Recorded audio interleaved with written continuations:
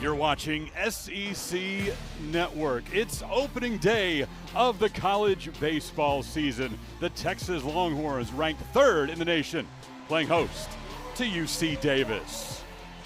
Alongside Mike Hardball Harge, I'm Chris Maikoski. Mike, this team, the Longhorns, winning 44 games last year, the best total in 15 years.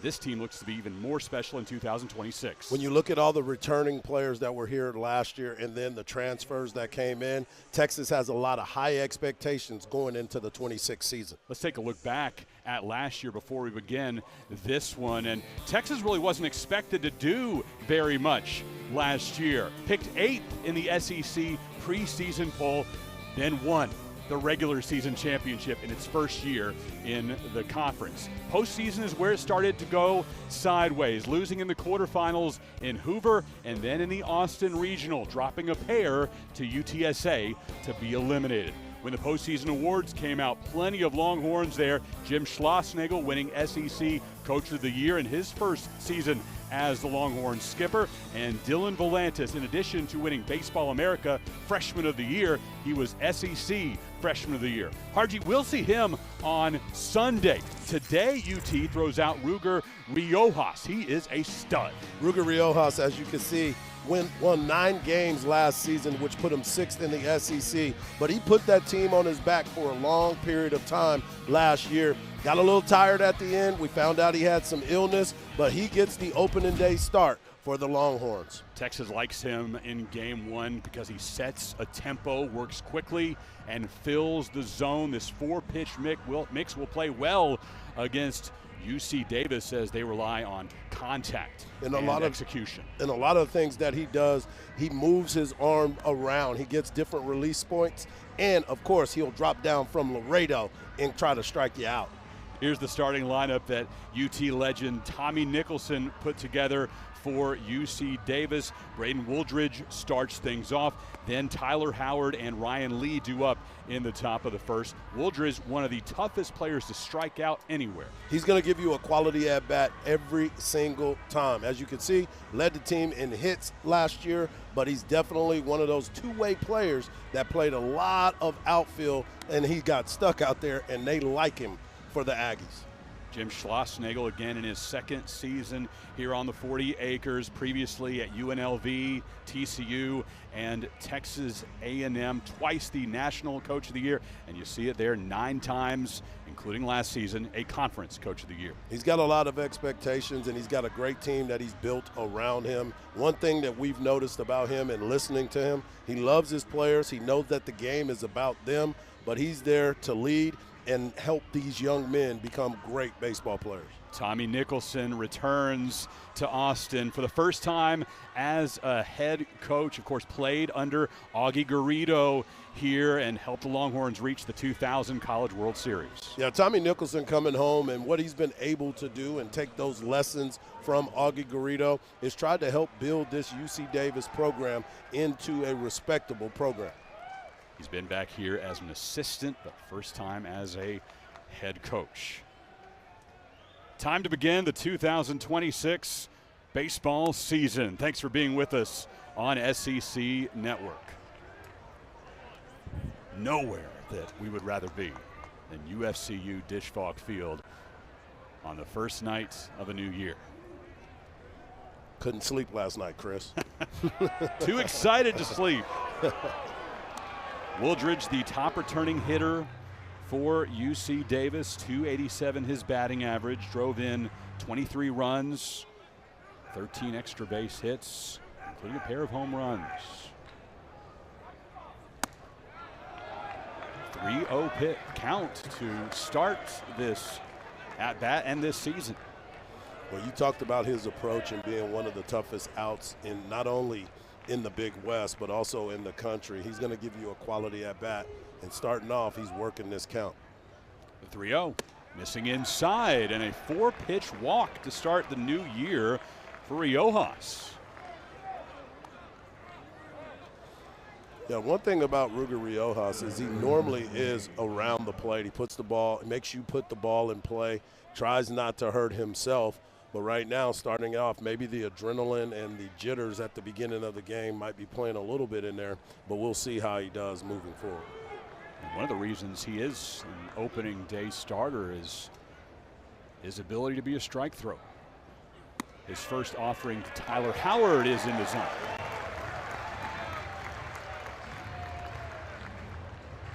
This is the deepest pitching staff that Coach Schlossnagle says he has ever had. 80% of the innings from last year are back. To the right side and through. UC Davis will have 2 men aboard with nobody out. One of the things that you know about baseball is you can't let the opening walk lead to certain situations. Right now they got 2 guys on. Throw comes in, throws a strike, but then automatically you're looking for a ball that you can hit. He shot the ball in the right center field, got himself a knock. Leads to Ryan Lee, UC Davis third baseman.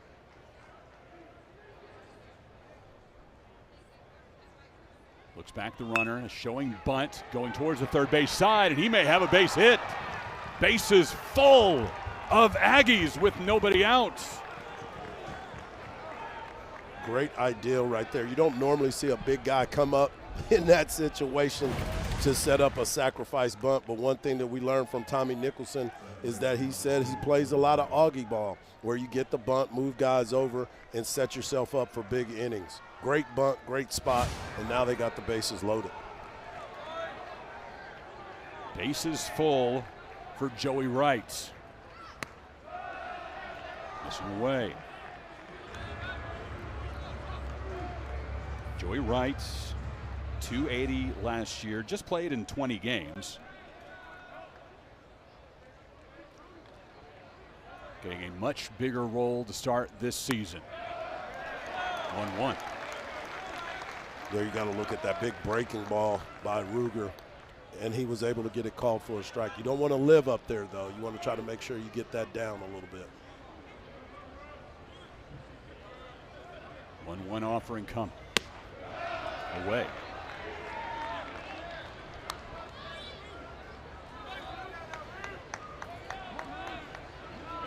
Part-time starter last year.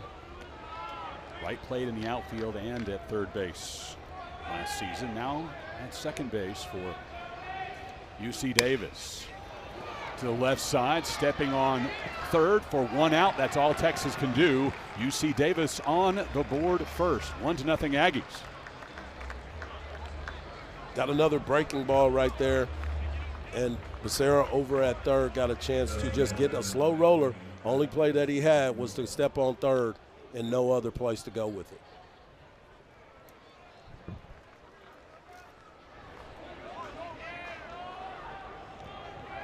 Jack Castagnola now. The Aggie DH with men on first and second and 1 out.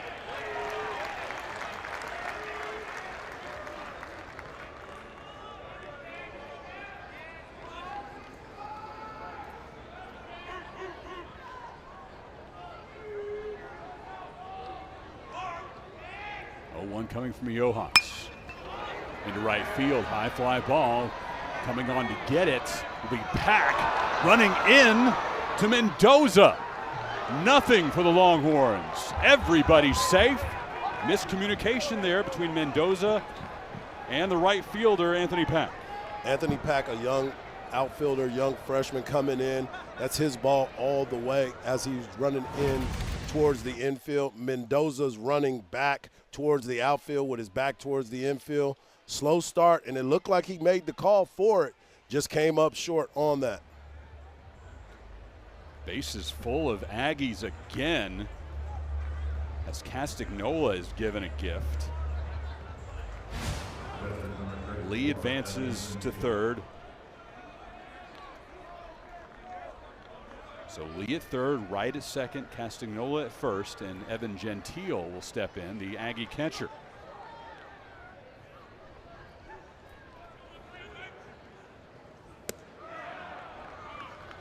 I want to go back to that play in right field just a second, because as you know, that's a young outfielder, freshman outfielder, first time at the dish. We're in that crazy time where the sun, it's nightfall, and he might not have saw it right away as he was coming in. Down the pipe, 1-1 with one out and base is full. Gentile last year hitting just .225. Has a bit of pop though. A couple of home runs, a couple of triples, a couple of doubles last year. Now facing a 1-2 count.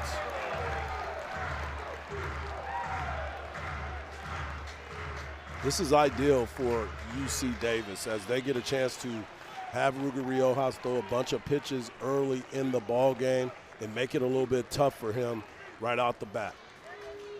1-2. Missing low and away.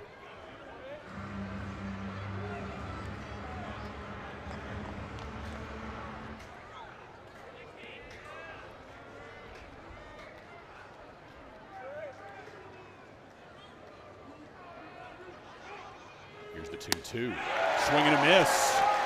Riojas with his first K of the season.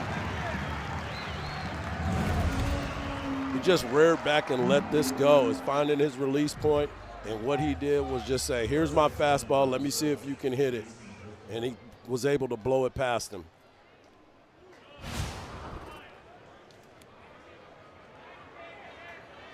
Houston Hirschkorn will try to add to UC Davis's total in the top of the first. One run across, bases loaded, and if Longhorns can get out of this half inning only having given up one run, that'll be a victory. That would be huge if Riojas can get this done. 0-1 pitch coming with a couple of outs. Swing and a miss, and Riojas one pitch away from getting out of this huge jam to start the new season. You saw the fastball up at 96, and then he comes back with the changeup at 83. 0-2 pitch coming to Hirschkorn. In the zone, got him looking. Riojas rears back and brings one at 97 to end the frame. The Aggies leave the bases loaded. Just a one run across for UC Davis. And Texas will send its loaded lineup to the plate. Bottom of the first coming up from Austin.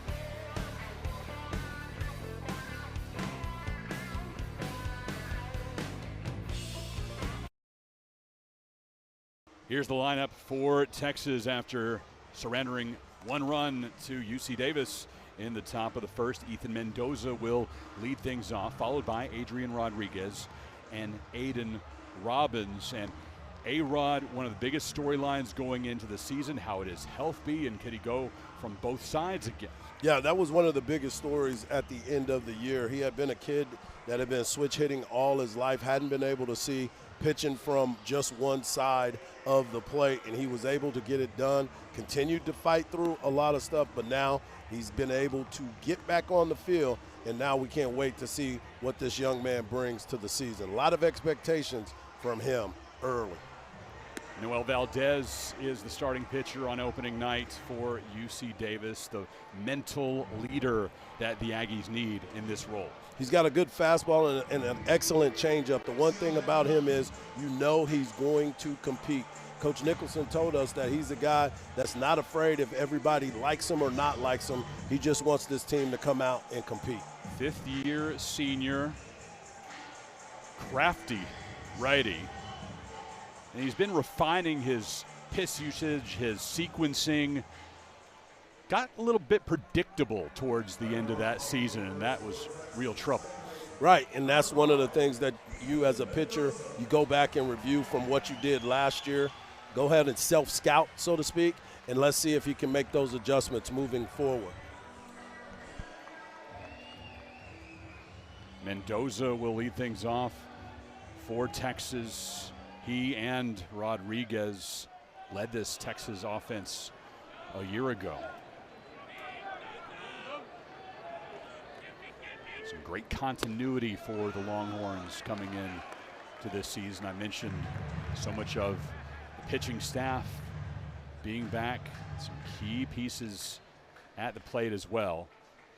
And Mendoza has made it clear to everyone who has been listening this offseason, this is not a program that rebuilds. This is a gritty group that's going to show up and outwork everybody.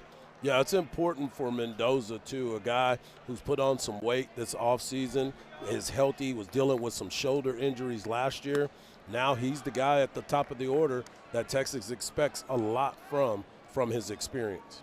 As far as things that are back for Texas, we'll outline that in just a moment. But again, so many great pieces in addition to a world-class new group of new players. And look at the letter winners, 16 of them returned from last year's Longhorn team that won 44 games, that 76% of all the innings pitched. And then you go down to the top two hitters, including Ethan Mendoza. He grounds to the shortstop.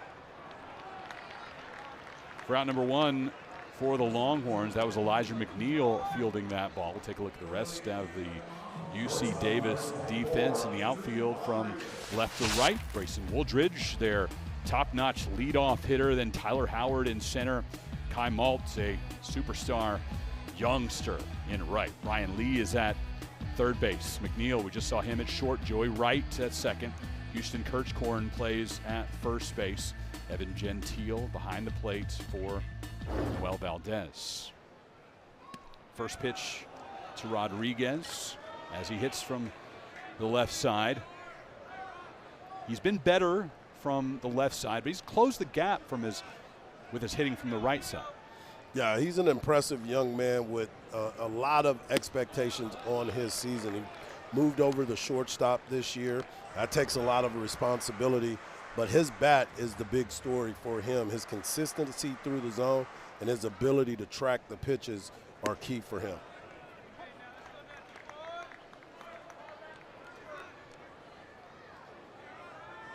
Two won the count from Valdez. Fouled off. Valdez, the Friday starter. Bulldog mentality, Coach Nicholson told us. Likes to work fast and attack the strike zone. That's over the glove of Ryan Lee. First hit for Texas this year comes off the bat of Adrian Rodriguez. Somebody that, as I said just a little while ago, continues to keep his barrel in the swing plane. And there he goes to extend his hitting streak, on-base streak, to 26 games. That's how important and how good of an eye he has at the plate. It's followed by Aiden Robbins, who's another elite contact hitter, but somebody who may have a little bit more power in his bat this season. Well, that's one of the things that he's been working on, is being able to drive the baseball. If you've ever watched him hit, you know that he has great power to the opposite field. He's got good swing plane, and he's a high contact guy. Anybody that hits over 420 in college baseball, you can hit. Missing outside. Robbins, a preseason All-American.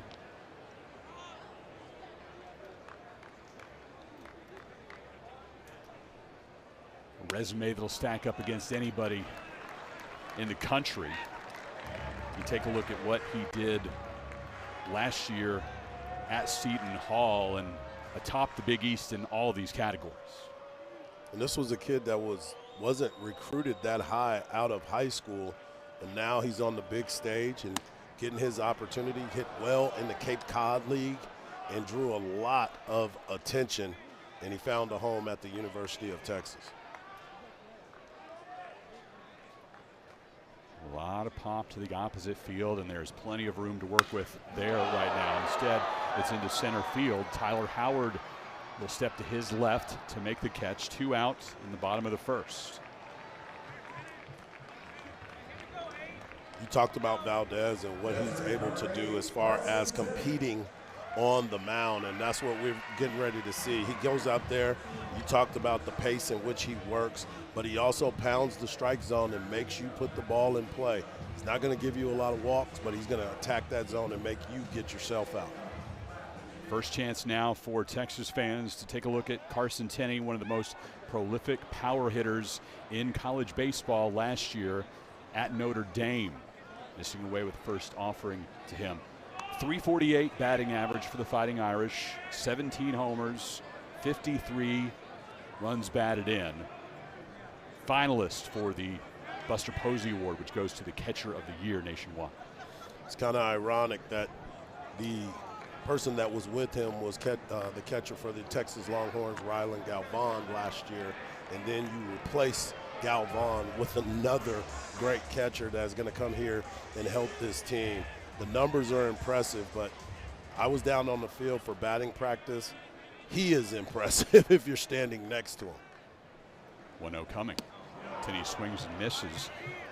Another look at what he did with the Fighting Irish last year. Led the ACC in slugging percentage and just off of it in OPS.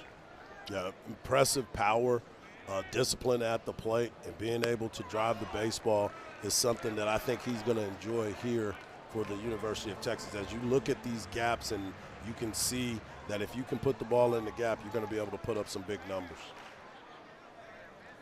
Waiting on a 2-1 pitch from Valdez.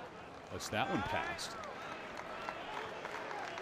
As Doug Williams calls balls and strikes tonight. Michael Snover down the first base side. C.J. Burdett on the third base side. And Anthony Perez up the middle, making up our SEC umpiring crew. Missing away, and Tenney is aboard. 2 men on with 2 out for the Longhorns. Valdez a little disappointed in himself with that delivery. Didn't want to pitch around him. Don't think he was trying to pitch around him, but you could tell that he wanted him to kind of chase on that ball on the outer third.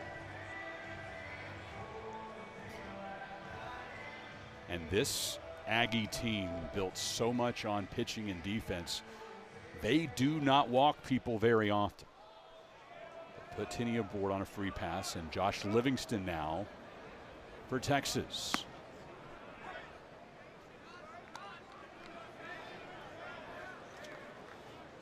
Josh Livingston, a transfer from Wichita State. You know, he's going to be one of those guys. He can play some third base for you. Obviously, he's in the DH position too, but he can also play some first for you. So if you got some guys that need a break, he might be a one that can step in and play in other positions. Yeah, Coach Schlossnagle loves his defense no matter where you put him. Again, starts today in the DH spot, as Hardy just mentioned. This is a very consistent player, day in, day out. Trust the process. Watches that one sail past. It's 1-2. That's probably the biggest thing I got from our conversation with Coach Schlossnagle last week, was that the consistency of Livingston. He's not a flashy guy, just puts in the work every day. 1-2 into right field, and Kai Maltz will come on to make the play. Longhorns get 2 men aboard, but unable to match what UC Davis did in the opening frame. 1-0 Aggies through an inning in Austin.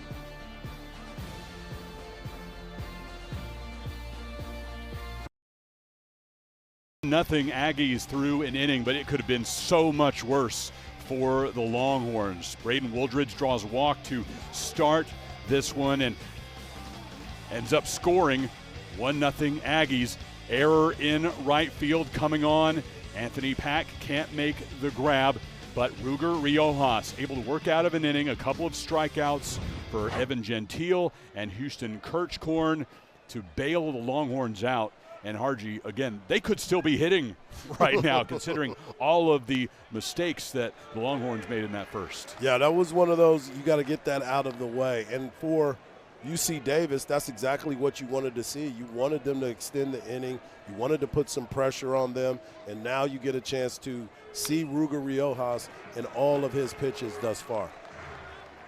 Elijah McNeil is the first batter he faces in the top of the second. Somebody who was drafted by San Francisco in the 20th round, decided that he'd rather go the college route, but just a mere eyeball test on this young man, Harji. This is a really impressive looking player.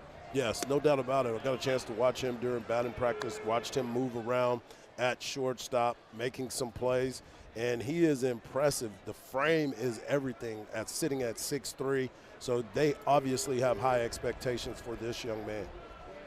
1-2 pitch coming from Riojas. Swing and a miss, and Riojas has struck out 3 consecutive Aggies. Seems to be settling in, got a good fastball right there. Kind of blew it past the young freshman, and he looks like he's just rearing back and letting it go to see what happens next. Good location right there, too. We face Kai Malt next. Malt in the 9-hole. Another freshman for the Aggies, and one of the most renowned rookies in the Big West this season. D1 Baseball calls him the 6th-ranked impact first-year player in that conference. Raw player, but a very high ceiling. And Coach Nicholson told us that he really loves this kid's tools. Yeah, you can see it. Physique-wise, he looks like he's put together pretty well. You saw him moving around in the outfield just a little while ago. He is somebody that they got a lot of expectations for as well, but it's early in the season. You want to see what he can do against the competition as the season goes on. Rips through that 96-mile-per-hour fastball from Riojas.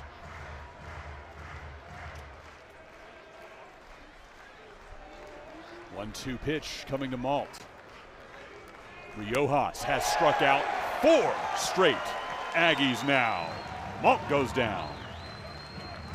This is the Ruger Riojas that I'm sure everybody in the stands and at home were hoping to see. Got through that first inning, just giving up 1 run, but it looked a little bit nervous. You got 29 pitches. You had 17 in that first inning. It made you a little nervous, but now he's starting to settle in with his fastball.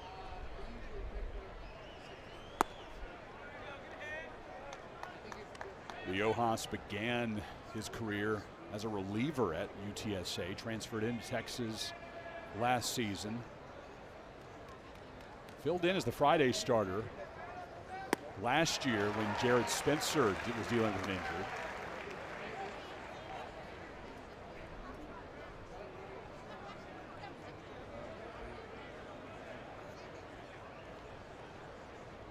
Decided to come back to Texas to up his stock for the MLB draft.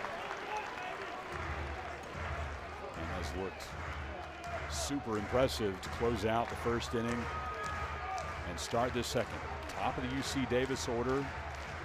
Wooldridge walked to begin that Aggie first, now facing a 1-2 count with 2 out.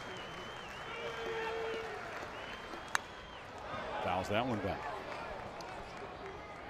You know, he threw a good breaking ball right there, but you don't want to live up there too much against this team. As you talked about at the opening, Wooldridge is somebody that is tough to strike out, will battle every step of the way. So we'll see how this ends up. Another 1-2 offering coming. Riojas to Wooldridge. Tapper back to the mound. Riojas will take it himself. Ruger Riojas striking out Elijah McNeil to begin this second inning. Mowing him down. And then another freshman, Kai Malt, striking out for out number 2. Wooldridge the final challenge of this second inning. A grounder back to the pitcher's mound. Riojas runs it over himself. It's 1-0 Aggies through 1.5. Aggies into Austin, and they lead 1-0. Nicholson played here for UT from 1998 through 2000 under Augie Garrido. Helped UT reach the 2000 College World Series. Look at that young man. When you get named team MVP twice, Yeah. that means you're really doing something, and his numbers did not lie to him. Great to have him back on the 40 acres, and several of his former teammates treated him to lunch today. 1-1 pitch lifted by Casey Borba. That'll stay in the infield.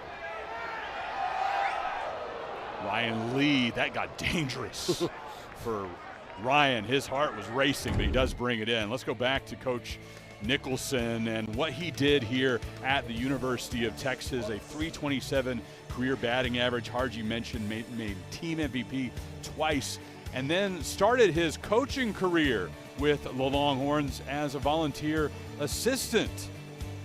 Went up to recruiting coordinator before his time was done in Austin. Now leading a team as a head coach for the first time at UFCU Disch-Falk Field. I know when we got a chance to talk to him, he was really, really excited about being here and getting an opportunity to be a part of this once again. Back to Ryan Lee, this time on the ground, fires it across the diamond. 2 up, 2 down for Texas. Ashton Larson grounds out. Nicholson, after his volunteer assistant role, went on to Sacramento State for a couple of seasons, back here as the infield and hitting coach, and then an assistant for Stanford for 4 years before becoming UC Davis's head coach in 2022.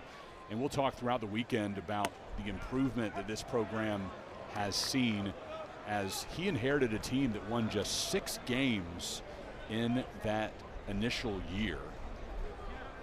Now has a squad that is winning 20, 25 games on a consistent basis. 1-2-3 inning for Texas as Temo Basara flies out to end the frame. We're through 2 in Austin, 1-0 Aggies. Played 1 in the top of the first inning. That's all the run production thus far as we get set to begin the top of the 3rd inning on opening night at UFCU Disch-Falk Field. Texas returns nearly 80% of the innings thrown from last year. Of course, Riojas, one of the headliners of that group that comes back for Texas. And talk about high praise, Harji, but Schloss said this is the deepest pitching staff that he has ever had. And that includes the Omaha teams for TCU, the teams that reached Omaha for Texas A&M. But they have to stay healthy. You start getting a few guys hurt down the line, that depth can fall off in a hurry. Well, when you look at Dylan Volantis and you see Jason Flores standing right next to him, that helps you because both of those guys played some major roles last year and got a bunch of innings. And then you have your starting pitcher, Ruger Riojas, having his opportunity out here today. Tyler Howard grounds out to Ethan Mendoza. A quick 1 up, 1 down for UC Davis in the top of the 3rd inning, followed by Ryan Lee, who bunted for a hit to load the bases for UC Davis in the 1st. Aggies got the bases juiced with nobody out in that opening frame, but only walked away with a single run. The fact that Texas was able to avoid a crooked number makes all the difference in the world. Now, again, just a 1-0 ball game. Yeah, that was big for Texas, but more importantly, it was something that Tommy Nicholson will probably talk to his team about, and how they left a bunch of runners out there with an opportunity to get busy early. Riojas ended up throwing 21 pitches in that opening frame, striking out the last 2 batters he faced in Evan Gentile and Houston Kirchkorn. Ended up stretching that streak to 4 consecutive batters as he got Elijah McNeil and Kai Malt in the 2nd. Ryan Lee waiting on the 2-1. Fouled back. Good fastball, 96 miles an hour, ran it in on his hands. It was almost like he was looking for something off speed, and he got a fastball on the inner third. 2-2 the count.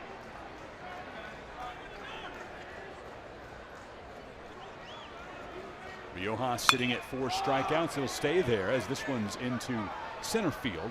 Aiden Robbins steps back to make the grab for Texas. Leads to Joey Wright. Had an RBI fielder's choice in the first inning.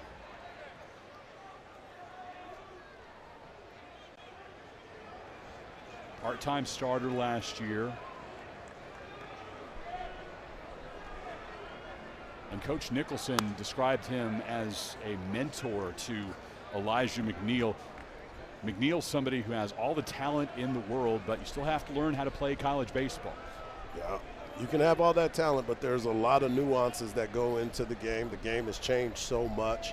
Positioning, scouting report, velos, exit velos, and all the things that go into it. Because once they get a book on you, they kind of figure you out, and you have to make those adjustments too. And with a young group, you need some veterans in the mix to really make this thing work. And Wright is at the top of that list as far as guys who are going to shepherd these young players through the season. 1-1 with 2 out. Missing away. You know, Chris, during our conversation with Coach Nicholson, he was talking about the competitive spirit of his baseball team. They learned a lot throughout these last couple of years. You talked about the improvement from year to year, and that's a sign of a well-coached team if you can get that year to year, and that is why he's so excited about his club this year.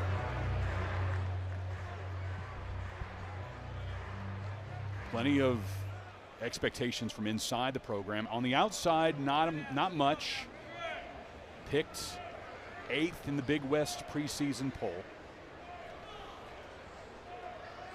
3-1 in there, 3-2. But Harji, preseason polls in this era of college athletics, any sport, they are meaningless. Yeah, I talked to a lot of media members, including yourself, and a lot of us get votes in the preseason polls, but like anything else, you look at them and you're like, okay, what exactly do they mean? Considering all of the transfers, all of the question marks, it's tough to really nail it down, but here is what the voters in the Big West put together. UC Santa Barbara at the top of that list. UC Davis, by the way, playing its final season in the Big West. They'll move to the Mountain West next year. 3-2, got him looking. Ruger Riojas has 5 strikeouts through 3 innings of work. Big time breaking ball by Ruger Riojas. You sat there, froze him, locked him up. Tenney let him know right away that was strike 3. Umpire had no choice. The college baseball season, and that means the fun stuff between innings as well. The classic dizzy bat raise. That guy kept his feet pretty well. I don't think he was giving all of his effort. Coach Schlossnagle would have questioned him along the way to see if he really gave max effort. He is the winner of a Hook 'em Chew t-shirt. Well, UC Davis comes in with a reputation of being elite defensively. That fielding percentage, one of the best in the nation last year, ranked 17th. You go down the line in 4 different categories, they're in the top 50. Yeah, Coach talked about it. You got to be able to play catch at the college level, and that's what they do. They can field it, and they can play catch to convert the outs, and he wants to see more of that this season.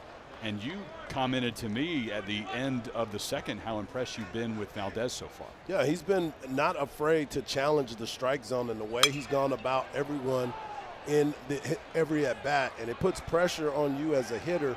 You now have to go up there knowing that he's going to be around the plate, so it gives you an opportunity to get ready to hit. Well, this is the first collegiate at-bat for Anthony Pack Jr., a freshman from California, working his way into the starting lineup for UT on opening night. And he hits it to the gap in left center. Will it fall? Yes! Anthony Pack with a double in his first at-bat as a Longhorn. Welcome to the 40 acres, Mr. Pack. Got a pitch up, drove it into the gap, and we got a chance to see him hit the ball the other way. That's one of my biggest things that I love about college baseball. A lot of these guys are now driving the ball to the opposite side and using the whole field, and that's big for a young hitter. Great debut for that young man. After trouble in the outfield, he did not want that to be what people remembered from his collegiate debut. Comes up, delivers a double to lead off the bottom of the third. Great piece of hitting, and as you said, now he gets a chance to try to get something back from him right away. Ethan Mendoza, the other part of that misstep on defense, playing second base, veering out to Pack's position, and the ball fell between them. UC Davis unable to capitalize. Mendoza grounded out to short his first time up, this time grounding to third. One down for Texas with a runner on second. That is not an ideal at-bat for Ethan Mendoza. Somebody who has been known to drive the ball the other way, comes up, gets a breaking ball, and ends up having it go back to the third baseman and not advancing Anthony Pack Jr. Great piece of pitching, though, as we've talked about from Valdez, as he put pressure on Texas to be able to move the ball. Leads to Rodriguez. Solid freshman campaign. Hoping to stay healthy throughout this year, and he's going to be asked to do a lot more here in 2026. How can you do more than an All-American season? Well, something like that. Drives it to right center. Rodriguez has an RBI single, and this game is tied at 1. You saw Rodriguez come up, and I was interested in seeing how they were going to pitch him, especially because of the fact that a base was open. He's one of Texas's best hitters, so you wanted to see exactly how that went down. Got a pitch he could hit, and ended up driving it in the gap, picking up his first RBI. Rodriguez 2 for 2 on the night and has the game-tying run across in the person of Anthony Pack. All square. Aiden Robbins' first pitch, swinging to deep left field. Gone! Aiden Robbins delivers a 2-run homer. The Longhorns go up 3-1 on opening night. He got himself a hanging, breaking ball, and this is a young man that we talked about that can swing the bat, got something elevated, and attacked the zone and smacked it into left field. What a swing, and how loud was that on that swing?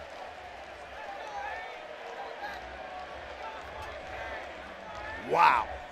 He'll get a curtain call on opening night at UFCU Disch-Falk Field after blasting that one over the Yeti yard.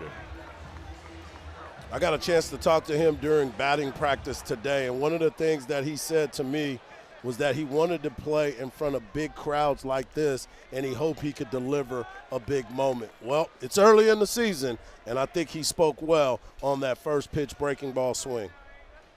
Followed by Carson Tinney, who has plenty of fireworks in his bat as well.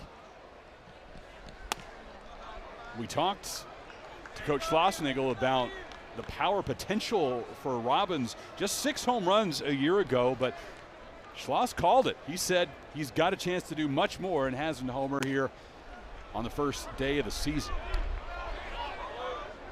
This entire team seems to be very impressive, and as you look at certain things, you understand that this is what they were looking for to kick off this baseball season. Now, we're a long way away from this game being over.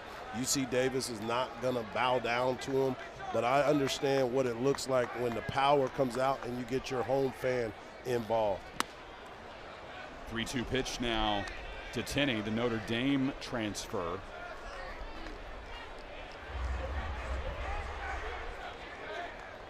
Not going to find many people who think there's a more valuable player in the portal than Tenney. On the Golden Spikes Award watch list, preseason All-American. He led all Power 4 hitters in advanced offensive metrics last year. Does so many things well. And draws a second consecutive walk in his Longhorn debut. One more look at Aidan Robbins delivering this one well past the yard in left. He got him a pitch that he could handle that was up in the zone, and you could see the pure joy in his face for hitting that home run. What an exciting time for this young man, and I guarantee you there will be more of that to come throughout the year.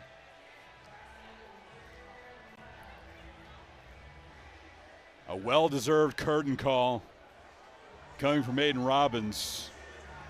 Doesn't get much better than that, does it, Harji? No, Opening night, a packed house at Dish Falk, and plenty of people, including those who vote for the All-American Awards at D1 Baseball, think he is an All-American caliber player. As we talked about in the opening, when you hit over 420 in Division I baseball, whether you're in the Big East, the Big West, or the SEC, that's doing damage. And that's exactly what he was able to do on that first pitch breaking ball. After the mound visit, Josh Livingston, first pitch delivered to him. Livingston flied out to right to begin his day. That ended the bottom of the first as the Longhorns left a couple of runners stranded. Former Wichita State Shocker.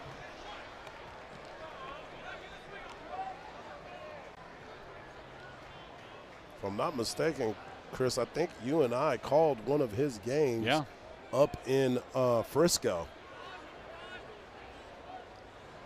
2-0 pitch. This is Frisco Classic 10 this year, by the way. Looking forward to being a part of that broadcast team again. Harji and I have done a lot of those events in Frisco, and also the peak events Round Rock Classic that is next weekend, just a little bit north of here.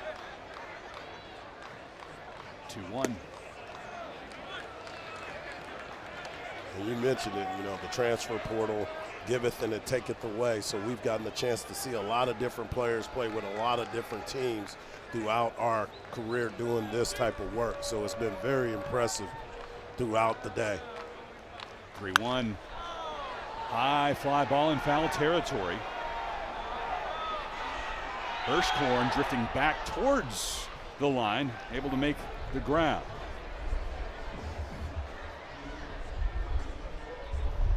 0 for 2 days so far for Livingston. And Casey Borba will step in for Texas. Trying to sort out who is where, that is incredibly hard in this day and age. You see names pop up, it's like, oh, I remember him. Where have I seen him before? In the case of Livingston, when he was wearing that Wichita State Shockers black and gold. It's an interesting time, as you mentioned earlier, about college athletics, how things go, where things are going. So it's just fun to see exactly where these kids and the opportunities that they're continuing to get, even if it's sometimes not what you expect to see. Carson Tenney, the transfer from Notre Dame, at first. Casey Borba at the plate. Somebody that Coach Schlossnagle has lauded for his change in the offseason. Said his body and his approach at the plate are very much different than they were last year. Yeah, he was somebody also that stepped up big for this Texas baseball team as the year went on, played a lot of third base for Texas and had some clutch hits throughout the year. Strikeout swinging to end the third But Texas did plenty in this frame with Aiden Robbins lifting a home run beyond the wall in left. Texas takes a 3-1 lead on the 40 acres.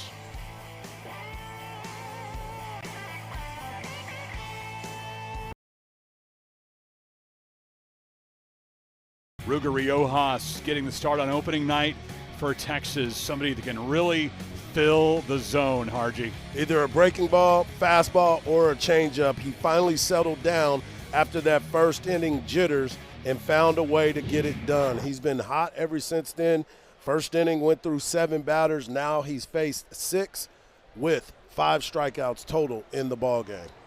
Last year he was really hot to begin SEC play. First 7 starts in conference, had an ERA at straight 3s, and then the final 4 starts, Texas lost 3 of those 4 games, and he gave up 25 earned runs. So you go into the day wondering what version of Riojas we're going to see, and he looks every bit that early season ace right now. Yeah, that's why he's getting that Friday night start. They said that he's earned it. He's worked really hard to get it done, and now he's having that opportunity to show why he got that Friday night start. Jack Castagnola for UC Davis reached on an error in the first. 0-2 to him, missing away.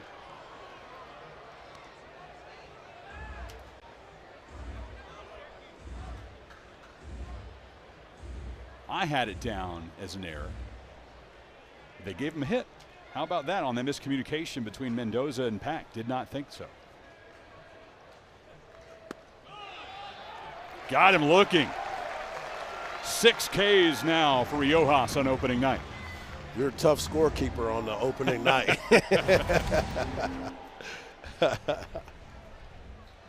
Fastball right there, froze him. Came on the inner third, kind of tailed back over the middle of the plate, and then boom, strike 3. Letter of the law. It hit the ground before touching Pack's glove, right? So goes down as a hit. We'll give him some grace. Just a little bit. Just a little bit. This is Evan Gentile. Struck out swinging in the first, the initial victim of Riojas. 0-1. 95 miles per hour out of Ruger's right hand. When you're watching him pitch, you can see he's kind of effortless with the motion right now. That he's got some whip on that fastball. He's just kind of letting it go and believing in it. You know, we talked about Max Weiner in this pitching staff and what they've been able to do since then, and there he is again, dialing it up again with a 96-mile-an-hour fastball. Ruger Riojas keeps getting the job done for Texas. That's 3 consecutive Ks and 7 in total. Truman out there on his bus, racking up the Ks on the bus.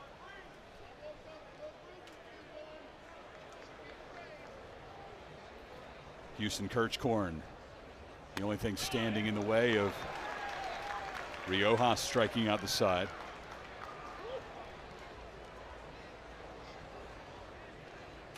Kirchkorn struck out looking to end the first inning on a 97-mile-per-hour heater.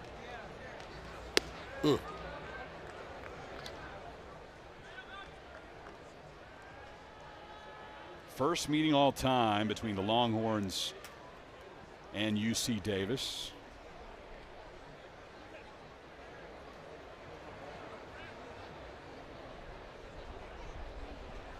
Return home for the Longhorn legend, Aggie head coach Tommy Nicholson. Kirchkorn gets points.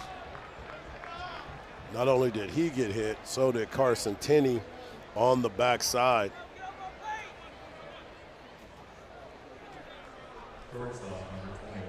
Taking his position behind home plate, it appears to be no worse for the wear. That number 8 has fallen down from its position on his helmet, though. Got to stick that back where it belongs. Got to get that taken care of. It's opening night for everybody, including the adhesive on those numbers. Elijah McNeil, now the highly touted rookie for UC Davis, struck out swinging to lead off the second. Yeah, you can see the frame on this young man and what exactly is he going to be like by his junior season. Think about this, starting shortstop at the D1 level as a true freshman, somebody that obviously pro scouts were looking at, got drafted in the 20th round by the San Francisco Giants. Now he gets a chance to get better and better, get on that college weight program. I'm excited to see what this young man looks like by the time he's a junior. 0-2, got him swinging. Ruger Riojas strikes out 3 more in the 4th. It all started with Jack Castagnola going down looking. RG, what's impressed you most about Riojas here in the 4th? Being able to find his location and being able to mix up every single pitch. He found a way to get that fastball going, and then you start looking for that, then you get hit with that breaking ball. That I wish you knew then. Do you know, Galvan? I think so. This guy's the SEC Freshman of the Year.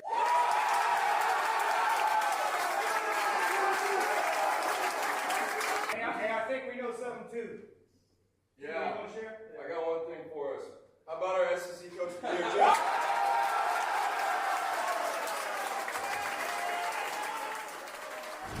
In a season where Texas was picked to finish 8th in the Southeastern Conference, the Longhorns won the league, and they also had the Freshman of the Year and the Coach of the Year.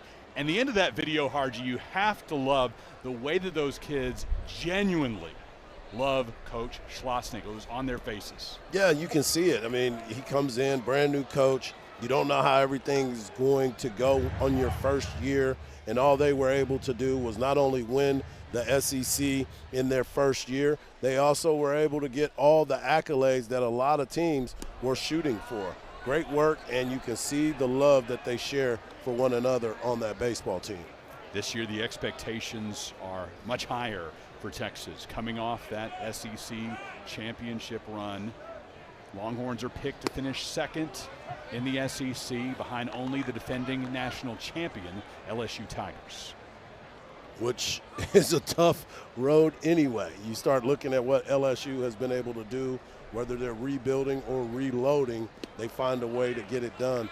And speaking of LSU, here's a young man that was part of that LSU team and was able to come over here to be a part of Texas baseball.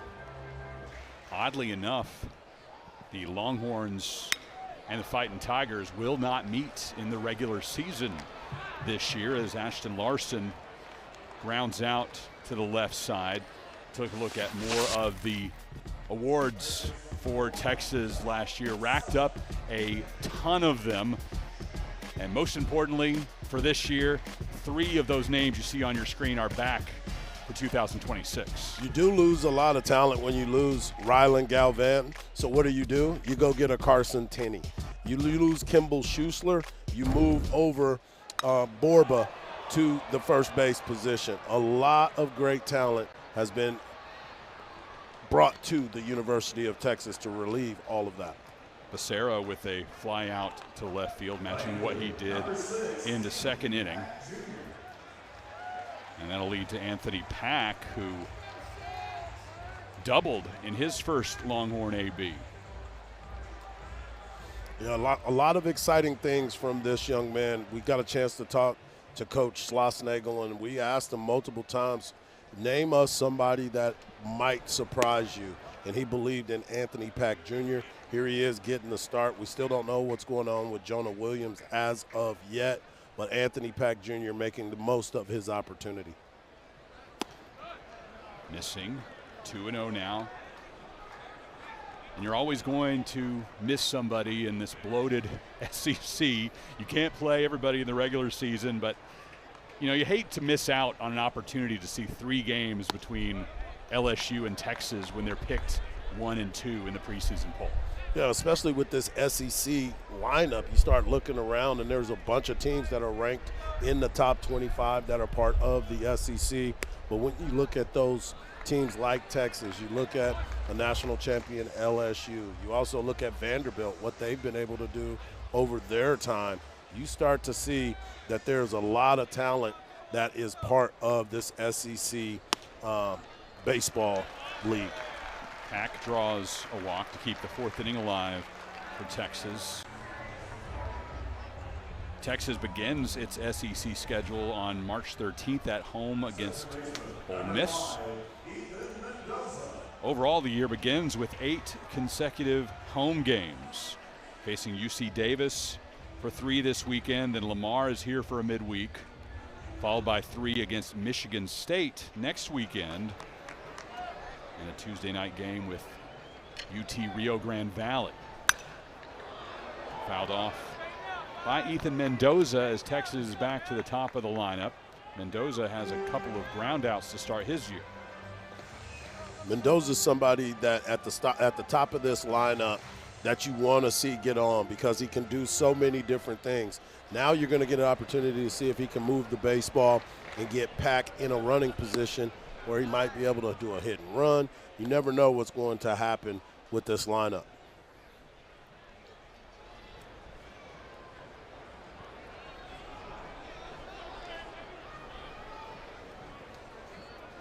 Mendoza and Rodriguez leading this Texas offense last season. Expected to do more of the same here in 2026. Mendoza, vocal leader in this Longhorn clubhouse. He's not just the guy at the top of the stats. 1-1, again fouled off. Got a chance to see Pack get a good jump right there. Mendoza with 2 strikes. Good contact hitter, loves to put the ball in play, and you can see those numbers from where he was leaving Arizona State and what he was able to put up after getting to the University of Texas. Facing a 1-2 count. Mendoza grounding to the third baseman Ryan Lee across the diamond for the 3rd out. Mendoza with an 0-for-3 day here on opening night. Texas leading 3-1 over UC Davis as we head to the 5th.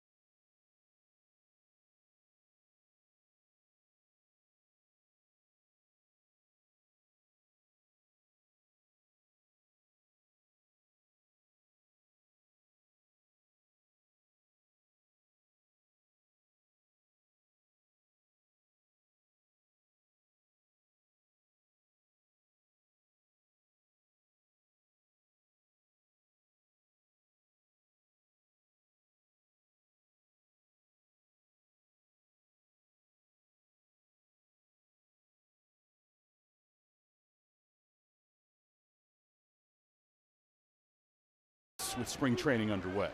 The key stat there was how many players were actually drafted out of the SEC. You talk about being the best and some of the things that are happening in front of you. They've shown that every year by getting that many guys drafted along the way.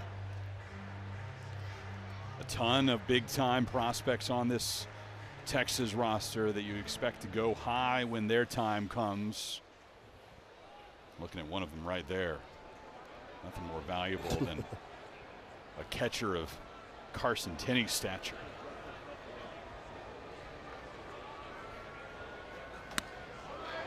Luger Riojas going back to work. He has 8 Ks on the night.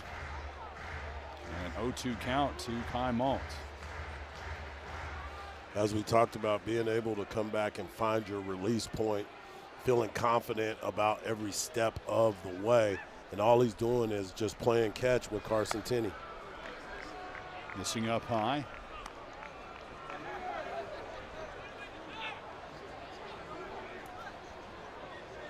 D1 Baseball calls Malt the number 6 impact freshman in the Big West Conference. Wildly athletic young man. How's that one back? You just want to be recognized, right? You go out there, you work all your life from a little kid traveling, playing baseball, and getting these opportunities. And everybody has a dream of obviously getting to the major leagues, but there's a process to it. You get a chance to go get your reps in. No matter the league, somebody's going to find you, and having your name already in print is a good start. Well, half swing, it's fouled back. Tenney playing his position well, going back to making the catch in front of the screen. The SEC, nobody does it better when it comes to Omaha. 7 national championships in the last 10 Men's College World Series. And you look at the rest of Division I, of course, doing the math, that's pretty easy. 3 titles going to the rest of the country. But it's those finals appearances that are really interesting. 20 teams and 13 of them from the SEC over the past decade. We always talk about if you want to see how good you are, you go to the SEC because you're playing against the best. We just talked about the numbers of draft picks over the last year's draft. There's a lot of names that were called from the SEC. And then, of course, you get Tony Vitello going to be the head coach, the manager when you get to the change MLB. Terminology. That's right. And now he's getting that chance to lead the San Francisco Giants. Shout out, though, to Josh Elander, somebody that was part of that organization for quite some time, and he gets a chance to now lead Tennessee this season. Top of the order for Wooldridge. He walked to begin this game. Harji, it almost never fails when you issue a leadoff walk. That man is going to come around to score, and that's what happened for UC Davis. Top of the first inning, giving the Aggies a 1-0 lead. Then Texas puts up a 3 spot in the bottom of the third, leading to where we stand right now. Longhorns 3, Aggies 1, top of the 5th inning at UFCU Disch-Falk Field in Austin. Alongside Mike Hardball Harge, I'm Chris Maikowski. We appreciate you spending your opening night with us on SEC Network. 2-2 with 1 out. So Wooldridge missing away. You spoke of Wooldridge earlier, talking about how he's one of the toughest outs, not only in the Big West, but in the country. The way he battles, he makes every pitcher work for every at-bat, so he's not going to give any at-bats away. Facing a 3-2 count from Riojas to the left side for Rodriguez. Rodriguez falling away, makes a nice throw for the second out. Rodriguez moving over to shortstop, played some third base last year, played some outfield. They were just trying to get him on the field because of his bat and the way he was able to put the ball in play. So here he is playing shortstop, spent all offseason working with Troy Tulowitzki to try to get himself locked in, and he's done a really good job so far. First challenge, and that was the first one he was able to make a play. 2 outs, top of the 5th. Tyler Howard showing bunt. Howard last year led UC Davis in runs, walks, triples, stolen bases, and on-base percentage. Finished the year at .403 in that category. He was also perfect in the field, Harji. Not a single error committed all season. That's the most impressive part to me. You talk about being steady. You don't get any more steady than that. At the Open, we talked about how good this UC Davis team feels the ball, and that comes from their coach, Tommy Nicholson. He was one heck of a player, and he understood the value of being clean on the field, and that's exactly what he's trying to get out of his squad. Facing a 2-1 count with 2 out. Riojas Watches him show bunt again, this time fouled back to the screen for the second strike.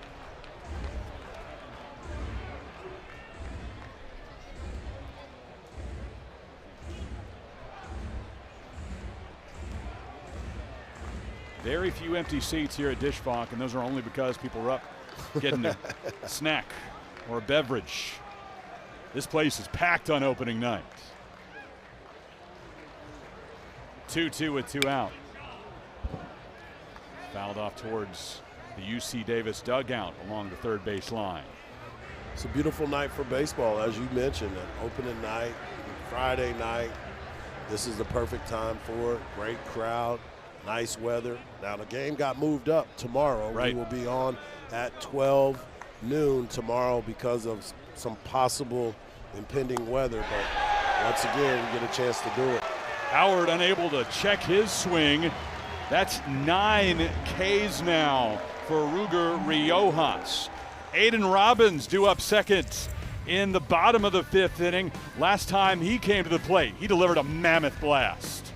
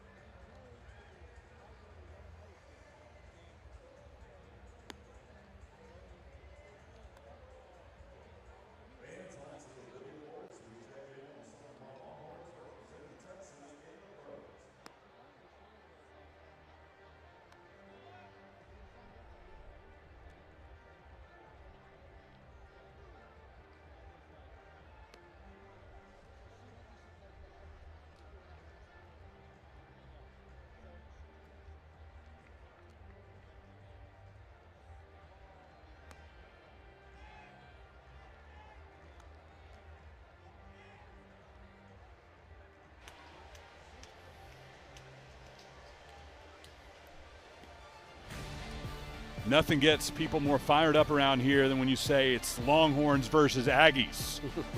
It's the UC Davis version in town for opening weekend. Texas leads 3-1 as we head to the bottom of the 5th inning at UFCU Dish Falk Field. Adrian Rodriguez, Aiden Robbins, Carson Tenney due up for UT. And just a perfect night. Forecast not as promising tomorrow. And we'll see first pitch moved up by a couple of hours. Be prepared to join us at noon Central Time, right back here on SEC Network Plus. Second of 3 on the weekend. Noon start also on Sunday at UFCU Dish Falk Field. This is the first of 8 consecutive home games to begin the year for Texas.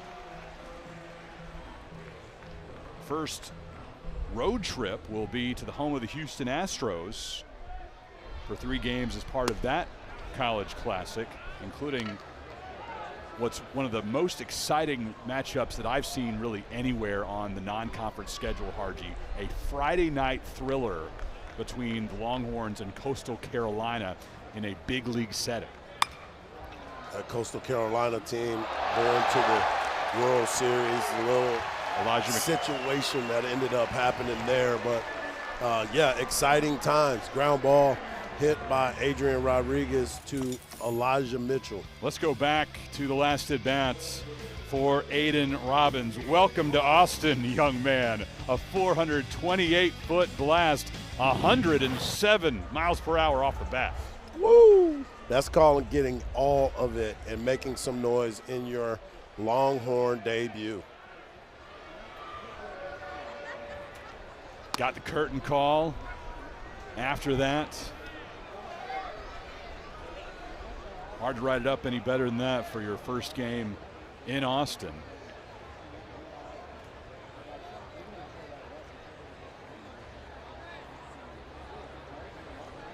Now you just need to end the night with a victory. You know, the interesting part about it, and we've gotten a chance to talk to some of these players and getting to know them, their journeys. The journeys as a transfer portal guy, getting an opportunity to come to a school like the University of Texas. He took 9 visits to different schools that were looking for him, and he did it all in 6 days.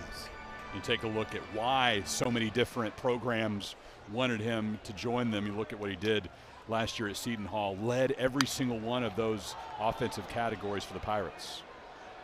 Yeah, those numbers don't lie, and they'll play anywhere. So when you get those types of statistics, that means people are paying attention to you, and they're definitely trying to get you to be part of their program. Facing a 2-2 count against Noel Valdez. Starting pitcher for UC Davis. Watches that one go into right center. It will fall. A one-hopper to the fence. Rodriguez being sent home. Texas extends its lead. 4-1 Longhorns. Robbins follows up a third-inning home run with a fifth-inning RBI double. One of the things I talked to you about when we spoke about Aiden Robbins is his ability to hit the ball to all fields.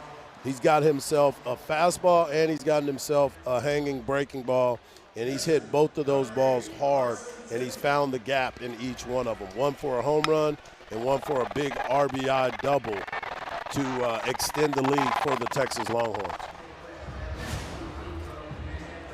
One heck of a debut for Robbins. Tinney, on the other hand, hasn't been able to show off that big bat yet. First game as a Longhorn, transferring from Notre Dame. He has a couple of walks in the first and the third. Coaches love it. Getting on base both times. Fans want to see some fireworks. And as a hitter, you want to make some fireworks, so all the way around.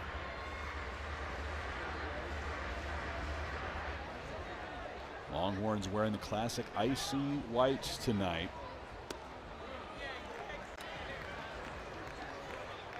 Tinney's been able to wear a couple of more iconic uniforms in college baseball, going from the golden dome of his Notre Dame helmet to the all-whites here at Texas. Lines that one foul.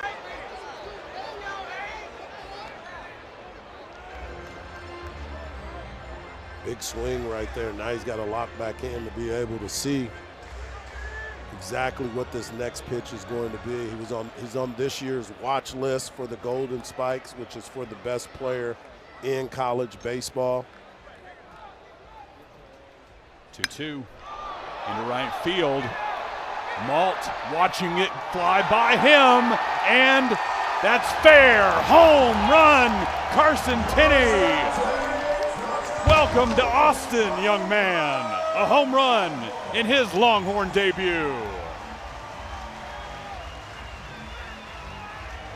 That's a lot of power when you sit back and drive it the other way. That is something that this Texas baseball team works at, and being able to use the whole field gives you a chance to hit at any level. And as you said, welcome to the 40 acres, and he's getting his curtain call as well. Our umpires getting together. We may have our first video review of this season.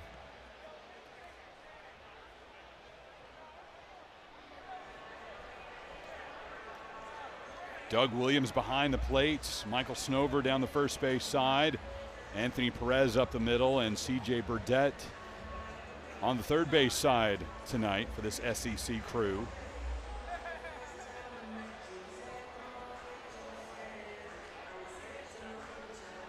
Interesting conversation, because the one thing that I was looking at too, Chris, as the ball was going down the line, I was trying to see the reaction of the right fielder.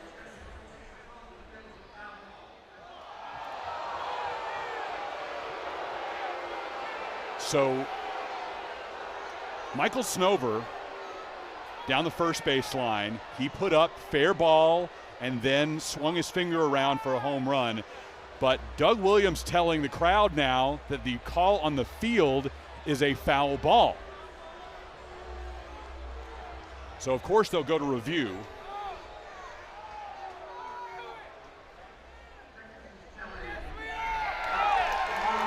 But Harji, that came after a very long conversation to reverse what the initial call was, and we're taking a look at it here. Watch that ball sail what appears to be to the right of the pole.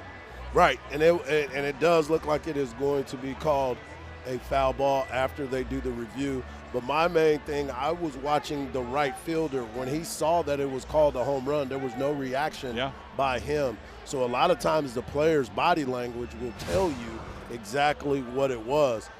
But it was interesting because he called it a home run, then all of a sudden Tommy Nicholson comes out to have a conversation, and then they flip the call.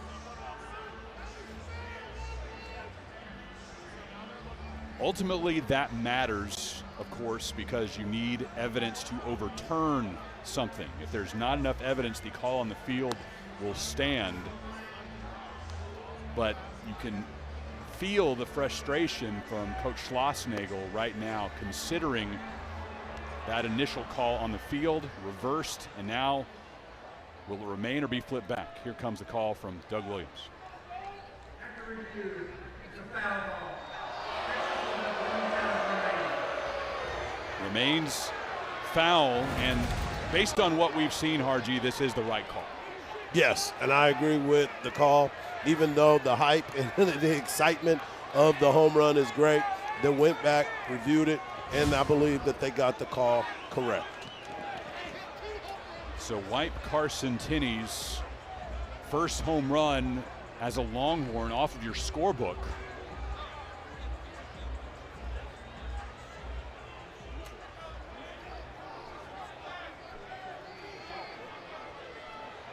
And he'll return with a 2-2 count. Aiden Robbins has to return to second base. Got to put his hand protector back on and everything else. The runs are finally off the scoreboard here inside the stadium as well.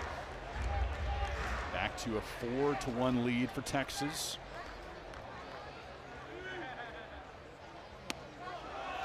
Tinney has 3 walks in his first game as a Longhorn. And that shows me a lot of patience, because those last 2 pitches were borderline strikes, and the way he took those, he was very confident in what he saw out of the pitcher's hands, because both of those looked like they were close. That'll lead to a pitching change as Noel Valdez sees his day end. Tommy Nicholson will come out to get him. He'll actually send an assistant to the mound to make a change for the Aggies. We'll introduce you to the new pitcher next. This is coverage of opening night on SEC Network.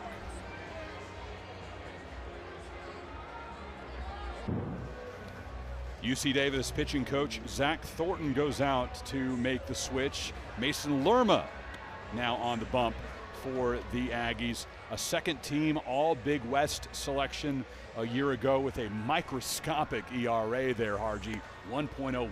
Yeah, and he's going to mix up his fastball, slider, changeup, and he also brings a curveball to the mix. Not going to blow you away with the speed, but he's definitely going to be able to come in there and throw strikes. As you can see, he went 3-0 last year with a 1.01 ERA. But the most important part, that strikeout to walk ratio. That is very, very impressive, and he would probably be one of those guys that can kind of calm things down when things get rough. So Valdez's day is done through 4+ innings. He has allowed 5 hits with 3 earned runs, 4 in total. Of course, he is responsible for the runners on base right now for Texas, with Robbins at second and Tinney at first. Really solid debut from him, though, Harji, coming into one of the toughest environments in college baseball, especially that first trip through the Longhorn order. Looks incredibly strong. Yes, he came in and did what we thought he was going to do and everything that we was told he was going to be able to do. Come in and be around the plate, not try to get too far out of character. But Texas found a way to just sit on a couple pitches and drove the runs in, and now we're sitting here 4-1. Livingston 0-for-2 on the night, flied out to right in the first and fouled out to the first baseman in the third inning. Comes up with nobody out, 2 men on. That's Souvenir.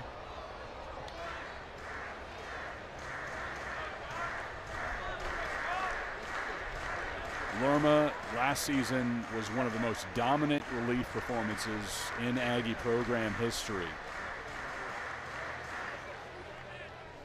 His command was outstanding, and that has led to him being on the National Preseason Stopper of the Year watch list. As you mentioned those numbers, you see why he's on that. He balks here, though, Harji, moving Robbins to third and Tinney to second.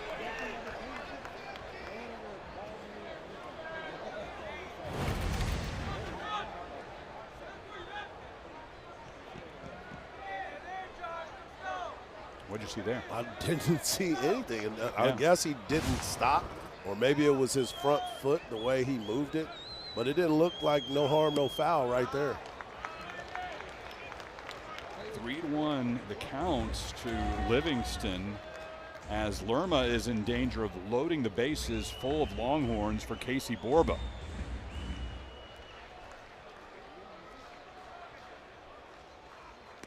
Missing away. We had the count wrong on the board, apparently. It's opening day for everybody. There's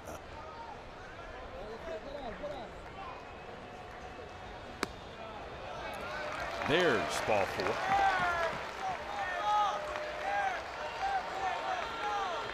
And now a chance for Borba with the bases loaded. Big opportunity for Borba to try to bust this game open, but also a big opportunity for Lerma to be able to set up the double play, find a way to get themselves out. He wants to try to keep the balls. If he doesn't get a strikeout, he wants to keep it on the corner so they can get the home to first double play. And Borba's looking for something he can elevate.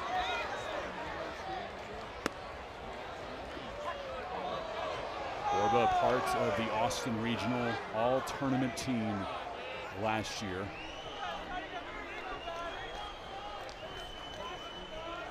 .278 average on the season. 11 times he had multiple RBIs in a game. Looking to do the same here to start 2026. That one trails off and foul. As I told you, he was looking for something he could elevate, got a breaking ball in a good spot, just yanked it foul, and the guys over there at Occupy Left Field are enjoying it. They were hoping it was a home run, but right now they're going to just enjoy the foul ball. Looked like a homer off the bat, kept drifting. The wind is blowing significantly hard to left field right now. You see the flags beyond the center field wall here at UFCU Disch-Falk Field. Big weather coming in tomorrow. 0-2 pitch swung on and missed, and Borba is retired.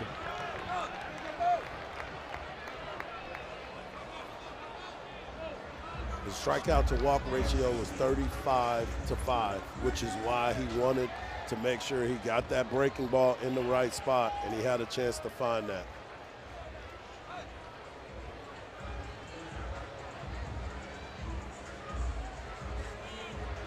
Texas will make a change. Ashton Larson sits down after a couple of ground outs. And it'll be Jaden Duplantier, senior out of Humble. Another young man that was part of this team last year that played a lot, got a lot of different opportunities, came in as an infielder, found his way in the outfield, made some plays, and had some clutch hits at times. Don't let that 163 average fool you. He had some timely hits last year. Earned 10 starts last year, 20 other appearances off the bench, and called upon here by Coach Schlossnagle with the bases loaded. Texas holding a 4-1 lead.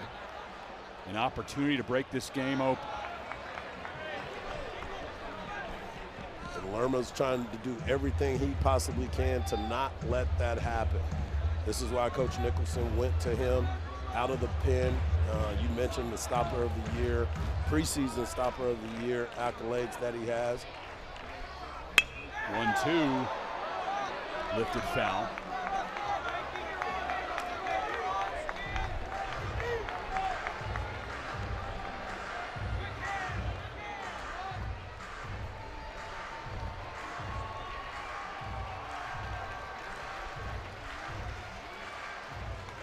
Comes from a baseball family. His brother was part of the team last year. Pops this one up.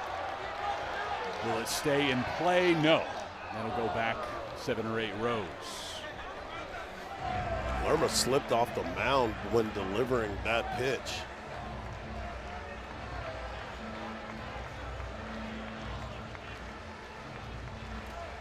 Hope he's okay. Not asking for a visit from the trainer. Going back to work. 1-2 pitch. And Duplantier is retired. Lerminator with a couple of strikeouts. Very impressive. Able to mix in different pitches, keeping everybody off balance. Coming off that left side, being able to deliver strikes in clutch moments and holding Texas to with runners on base. Right now with an opportunity to get out of this inning pretty much unscathed. Here's a Stanford transfer. Becerra, a couple of flyouts for him today in the second and the fourth. With the Cardinal last year, hit .330. At 37 runs batted in. Started all but one game last year.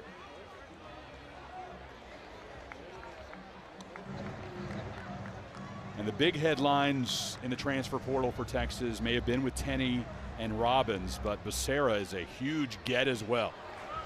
Yeah, he's going to play an integral part to this team's success moving forward because, number one, he's got a lot of experience of playing college baseball, but more importantly, you can move him around on this infield. He's playing third. He's a natural shortstop. You can move him over to second. So you can piece some things together and find a way to have success. Missing on the 2-1. Bases full of Longhorns with 2 out. Robbins at third, Tenney at second, Livingston at first. Becerra waiting on the 3-1 from Lerma. Missing away. Texas plates another run, this time thanks to a free pass. Becerra has an RBI the easy way. He showed a lot of patience there as well by staying off of some of those pitches where he could have easily chased because you get excited, you see the bases loaded, but he was able to lay off some of these pitches and walk in a run. Anthony Pack Jr. gets another trip to the plate. Doubled in his first at bat in the third. Came around to score.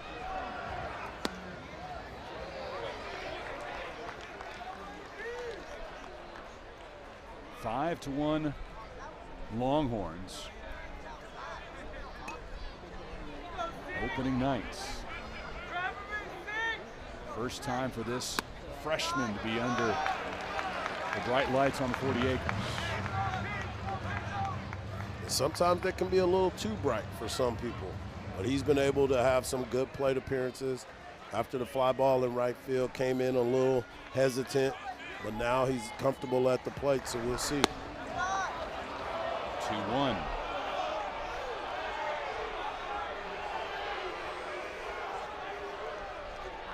The Boo Birds are out in force. Sounds like they don't agree with the call. 2-2 as Pack chased the breaking ball.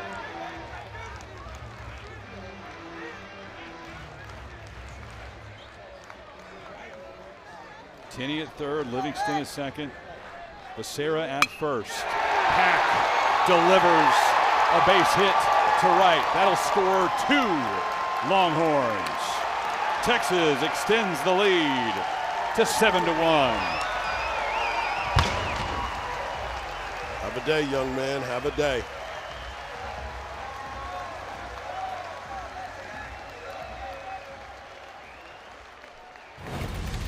A double in the third, now a 2-run single in the fifth. Got fooled by the breaking ball earlier in the at-bat. In the very next pitch, he got it back and was able to take a good swing and drive the ball to right field and pick up 2 RBIs to extend the lead for the Texas Longhorns. And UT is now batted all the way around. And Ethan Mendoza, the 9th hitter to reach the plate. Off and running is Pack. McNeil had to step in front of the bag, rather Joey Wright taking the throw, the second baseman. So Pack advances to second. Becerra remains at third. Great jump by Pack, almost like he was going on first move because he was easily into second base.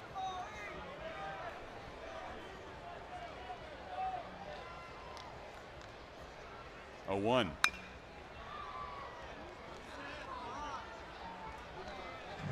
The way that Coach Schlossnagel has been able to shift the culture here in Austin, Mendoza's really the embodiment of that, Harji, with his gritty, disciplined focus. Yeah, he's definitely a guy that if you go back and listen to some of his interviews, he fits the mold of a Texas baseball player, a guy that just goes here and grinds, puts in the work, went out to Arizona State, and when he had the opportunity to come to the University of Texas, he jumped all over it, especially being a kid from the state of Texas, and that played a part in it too. But last year, as we said, he battled through some injuries, kept staying in that lineup, and he was one of the main catalysts to help this team win the SEC. Fouls off the 0-2. Mendoza, a Southlake Carroll Dragon in his prep days. Starting his collegiate career as a Sun Devil. Hit .315 there. And made his way to Austin before last season. Led the Longhorns with a .333 batting average.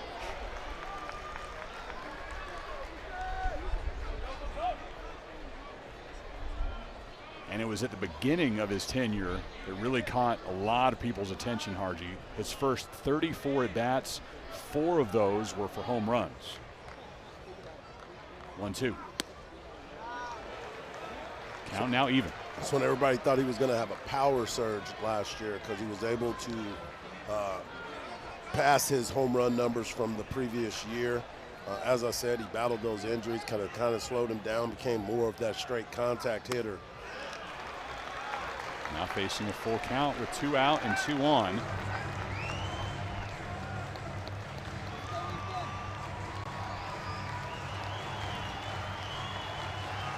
Lerma has a couple of strikeouts, a couple of walks in this relief appearance so far. Adds another free pass to the ledger.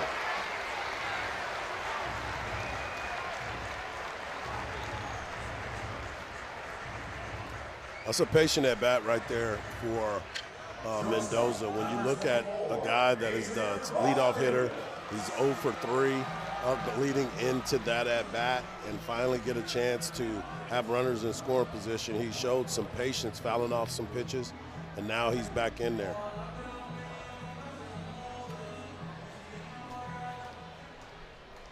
Now Rodriguez, another product of the Dallas-Fort Worth area, from Flower Mound.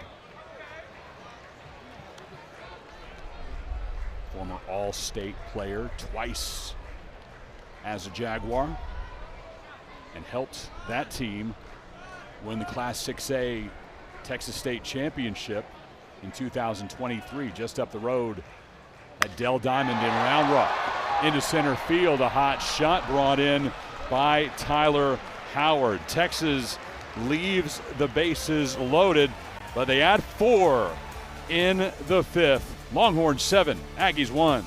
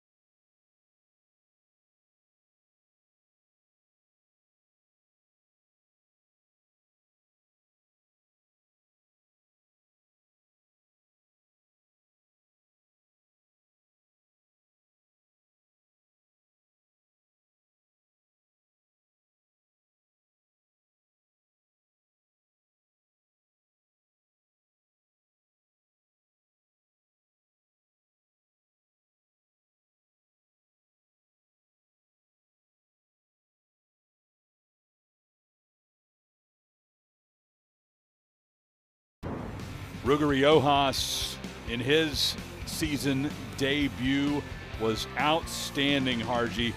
9 strikeouts, just 1 shy of his career high.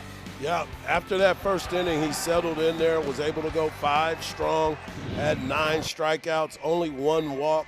And the scary part about it is they were kind of shaky in the first, but the good thing is he settled down and was able to find that strike zone. Big-time performance by that young man, especially getting that opening day start for the Texas Longhorns. He's replaced by Max Grubbs, the senior out of Arlington, Texas. Last year went 6-2 with a 2.84 ERA and 5 saves. So many big-time arms returning for Texas this year. We've talked a great deal about Riojas. We've looked ahead to Dylan Volantis, the Sunday starter, but every reason to be just as excited about Max Grubbs. Max Grubbs stepped into an important role last year as he was coming out of the bullpen, made some starts. He had to step in. When you talk about Jared Spencer and his injury, he stepped in. Ruger Riojas did the same thing. Guys stepped up, and Max Grubbs was important as any other pitcher on this staff. He's one of 5 Longhorns on the preseason All-SEC team. Schloss trusts him deeply.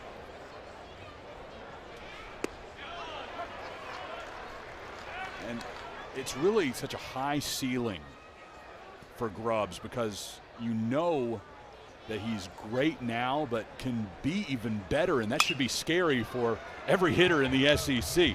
Ryan Lee leads off with a single, though, to start this appearance for Grubbs. He got something elevated there, got a hanging breaking ball, jumped all over it. He didn't like the first pitch that was called a strike. Saw another one come in, ball was elevated, and he slapped it in to left field to hopefully get something started for UC Davis. Cleanup hitter Joey Wright will follow him.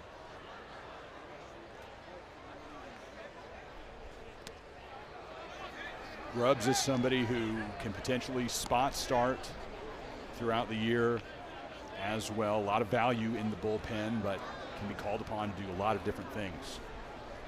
And that is what makes everything so good for Coach Schlossnagle. He was talking about what he means to this team. He's a glue guy in that bullpen, and he can do a start, he can come in and close, but he can also do this and come in the middle relief to be able to stretch some of these guys and stretch those innings and save some arms. 1-1 the count to Wright. Not the situation here. Comes in to begin an inning with a 6-run lead, but maybe the best line from Schloss in talking about Grubbs with us is that he can come in and settle a storm. Bunt laid down by Wright, and he'll get aboard. That is a beautiful bunt by Wright. Perfect position, right speed off the bat, got a pitch that was down, and Becerra was playing a little bit deep, wasn't expecting a bunt right there, and that was perfectly placed. There was nothing else you could have done better than that right there. One more look as Joey Wright puts his head down and makes his way to first. Now Castagnola singled in the first, struck out looking in the fourth. One of those 9 victims for Riojas.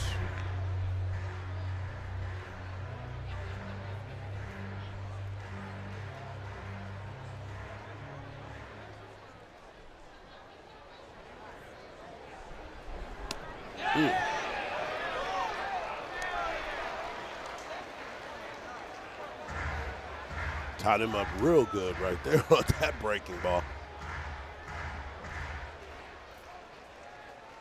Facing an 0-2 count.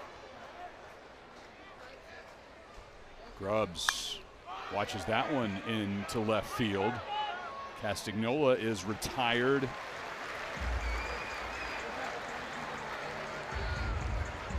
Jaden Duplantier went out to left to take care of that fly ball, replacing Larson. Looked like he judged it a little bit coming in, but he was able to have closing speed to make the play.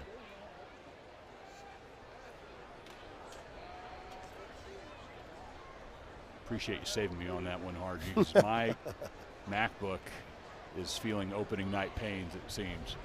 A little slow to load up those changes.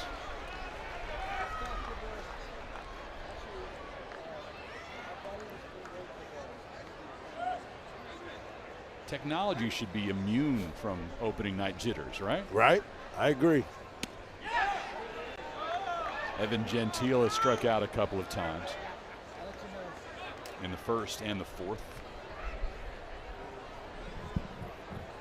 We'll take a look around the SEC tonight. Good number of finals already.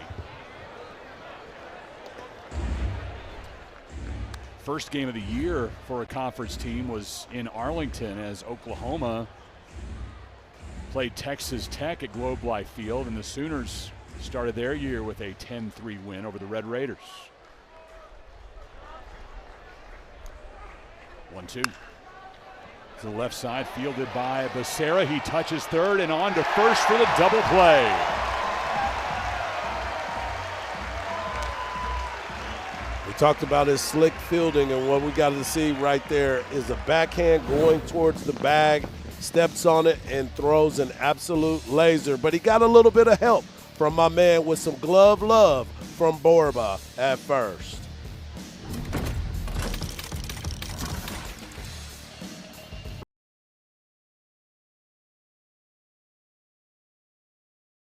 Aiden Robbins, the Seton Hall transfer, making his debut in a Texas Longhorn uniform with a home run in the third and then an RBI double in the fifth. Can't get much better than that for your first game in Burnt Orange.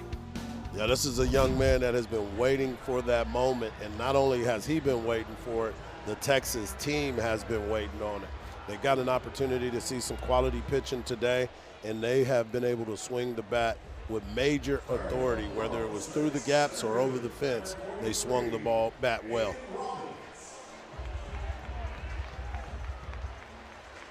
UC Davis will make a change on the bump. Keenan Anzai, the new pitcher.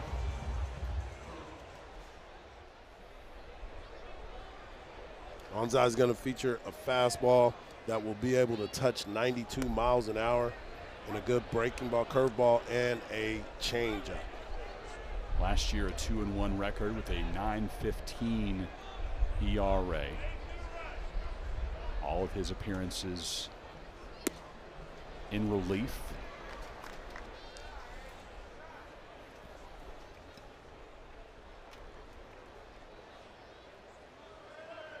Trailing by 6.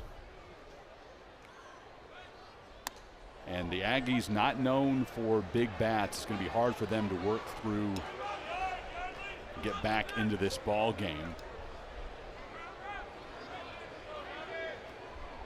And having spent their ace here on Friday night maybe tough sledding for the rest of the weekend. Aiden Robbins suffering a strikeout to start Anzai's appearance. Anzai with his breaking ball, his slider, to be able to strike out Aiden Robbins. Missed the fastball, took it for a strike, and then he comes back with that slider down and out of the zone and had Robbins fishing for it.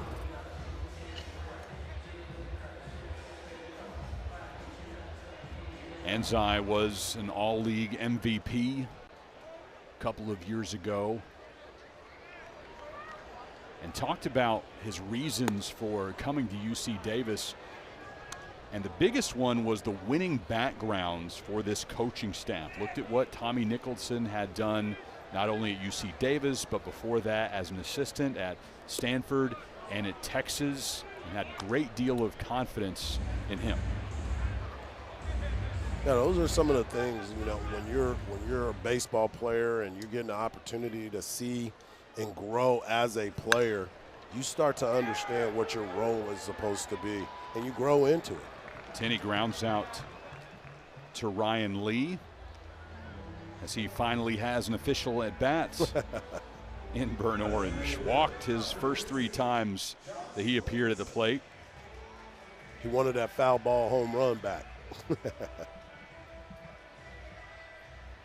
Leads to Josh Livingston, who's 0 for 2. Last time at the plate, walked and came around to score one of 4 Texas runs in the 5th, as Texas sent 10 men to the dish in that frame.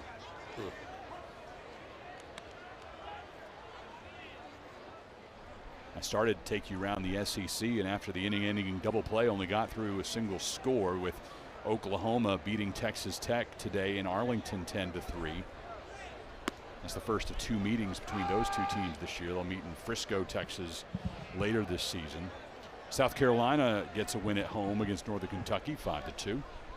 And the defending national champion LSU with a 16-5 win over Milwaukee at Alec Box.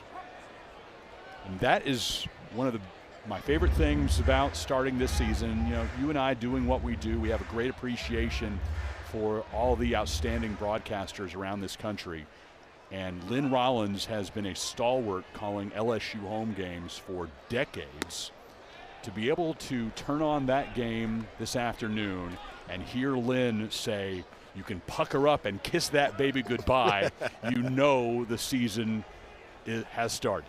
And you know that his running mate, the one and only Big Ben McDonald, loves when he says that as well. 2-2.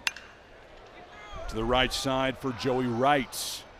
Over to first, a 1-2-3 inning for the Texas Longhorns as Keenan Anzai gets things done. Texas, it's opening night, fired up here at Dish Falk. Longhorns lead by 6.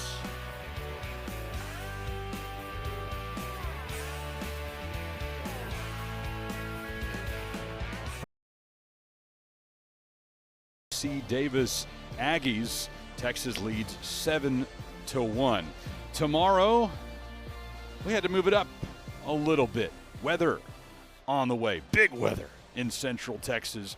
So first pitch now just past 1 Eastern, noon local time here at UFCU Dish Falk Field. Same start time on Sunday. So long as we get it in, Harjan. Exactly.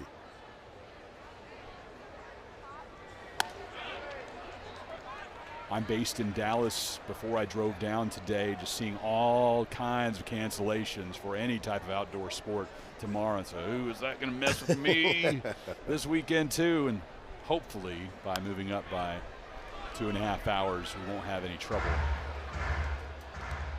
in Austin tomorrow.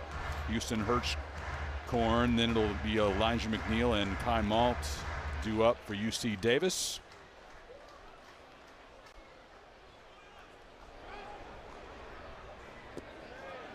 Max Grubbs into his second inning of work. You know, that's the one thing about living in Texas. You don't know whether you're going to bring your bomber jacket, your wind jacket, or some flip-flops because you never know what the weather is going to be like. Grubbs picking up his first strikeout in this relief appearance, as rather they'll say Hirschhorn did not go. Initially got, well, he didn't get rung up. Carson Tenney was trying to convince the home plate umpire to ring him up. Didn't get the call. Missing inside instead of a strikeout. Hirschhorn gets a walk. He'll head down to first. He was trying to work on that Buster Posey award by trying to convince the umpires for making that happen. Fooled me.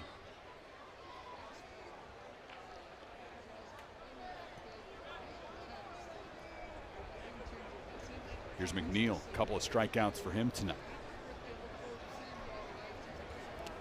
In the dirt. That'll get away from Tenney. And Hirschhorn makes his way to second on the wild pitch. Yeah, Max Grubbs is not looking as sharp as he once did early in last season. Just coming in, trying to find that strike zone, trying to be able to get the ball across the plate.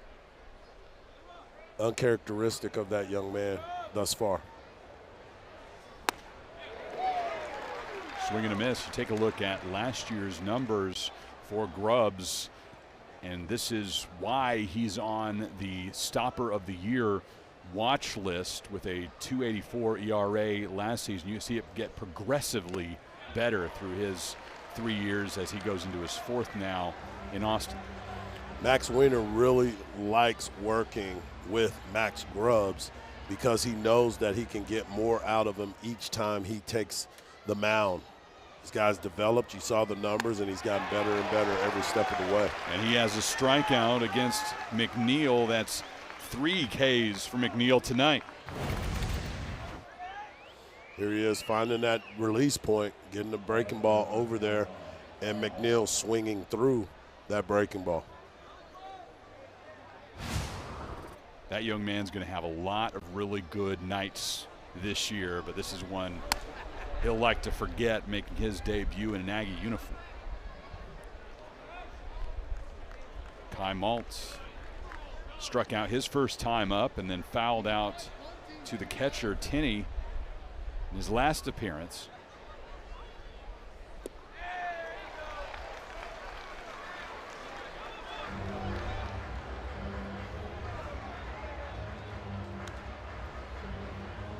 This is the Max Grubbs that you're used to seeing if you're a Texas Longhorn fan. A guy that can come in, pound the strike zone, get a lot of swing and miss as well,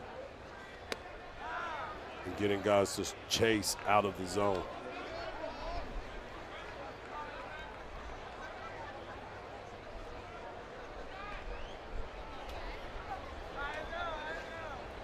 Two-1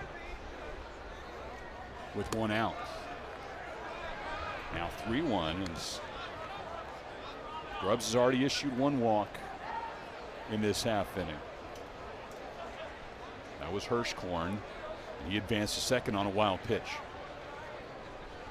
It was a great take right there, the previous pitch. That's the shortstop. Rodriguez waits on it and delivers a 1-hopper to Borba. Borba able to pick up a short hop for out number 2. And multiple times that Borba has been able to pick those throws from the third baseman, Becerra, and of course the shortstop now, Rodriguez. And this is a guy that is moving over from third base to play first base for the Longhorns. Back to the top of the order for Wooldridge.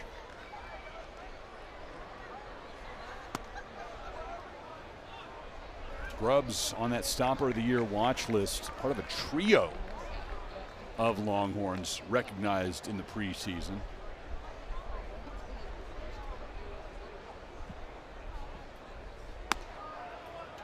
Two-0 now the count.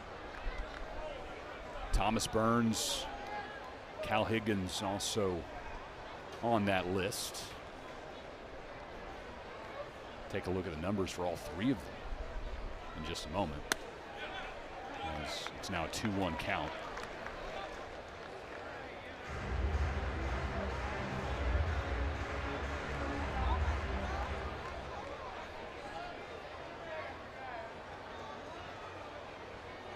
Runner on third, 2 out for UC Davis. Trailing 7-1. That's lifted into left center. Robbins after it, diving, can't get it. And UC Davis plates Hirschkorn. Wooldridge with the 2-out double.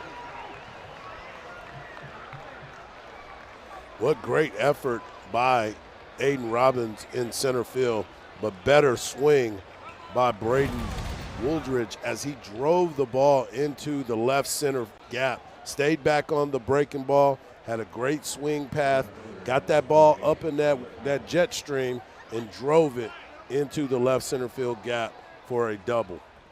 Great effort by Robbins, diving just in front of the track. But cannot bring that baseball in. And what did we say, Harji? You walk the leadoff hitter. Never fails. He scores. He is Happens going again. to score. Happens again as Hirschkorn drew the free pass to start this 7th inning. Scores on an RBI double by Wooldridge.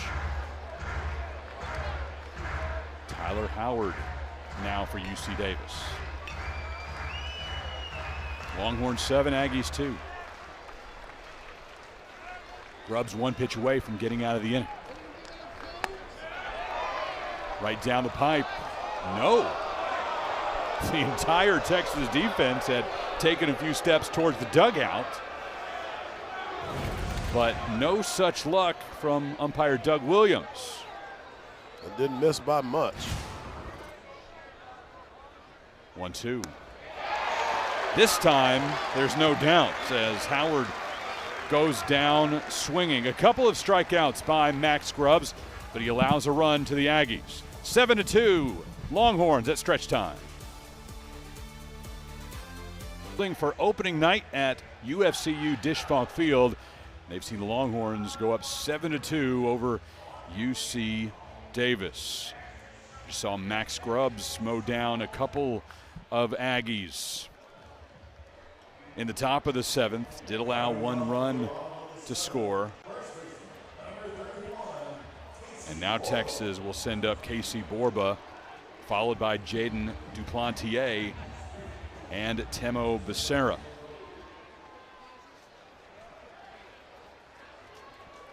Borba 0 for 3.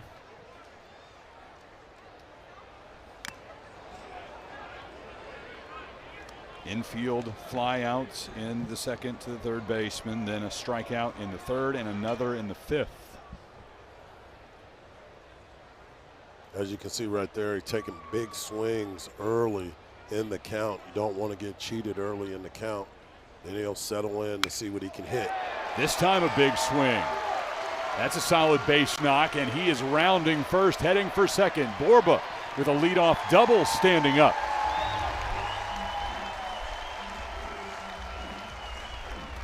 Big swing, big contact as he went up there, swung through that first pitch. Then he got another breaking ball that was elevated, got good swing on it, got his hands through that baseball, top hand through, and got himself a base knock.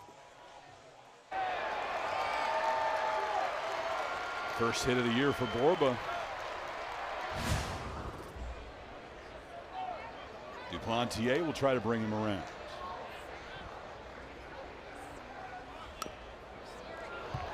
Showing bunt, trying to advance him by 1 position, unable to lay it down in fair territory.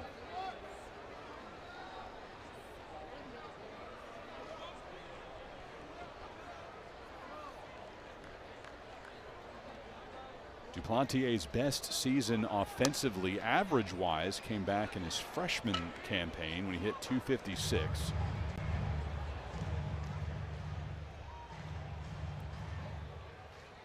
But has not been able to elevate that season-long average above 200 in the 2 years since then.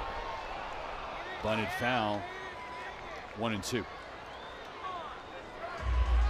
These are those types of moments when you're asked upon to do situational things. You got to make sure that you take the time, not look for yourself to get a base knock, but possibly just set it up where you can advance the runner. Obviously, Coach Schlossnagle is looking to move some guys up to continue to drive in runs.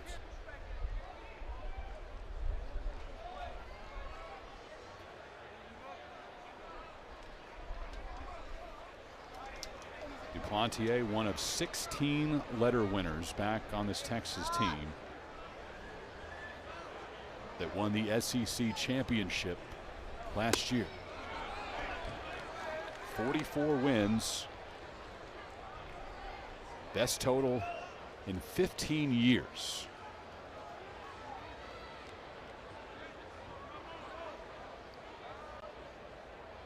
Two-two. Line shot above the glove of McNeil. Borba will stop at third. Runners on the corners with Becerra due up. Once again, an elevated breaking ball that stayed up in the zone and was able to hit the ball solid to left field. Great base running by Borba. The ball was a line drive. He had to see it over the shortstop, McNeil, who is actually 6'3", so you wanted to make sure that that ball cleared. Don't want to make that out and get doubled up.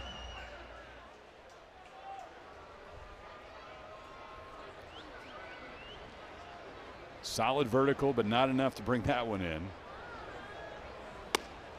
Would have had to be in about 6'10".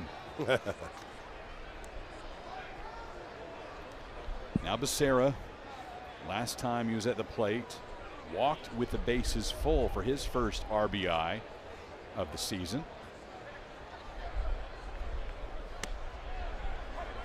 Transfer from Stanford.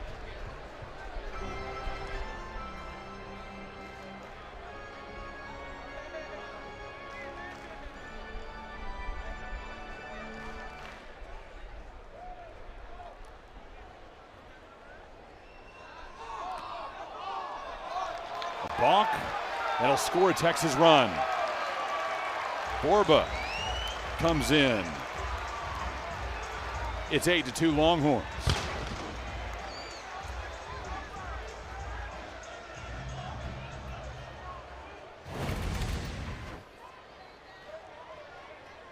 Oh, a little hesitant to move. Took his time, turned it over. It needed to be a little bit quicker for them to call it. Was watching Duplantier to see how far his lead was going to be, but he saw it right away and even pointed at the umpire to see if he was going to make that call, and right away he did. Borba comes home. Duplantier moves to second.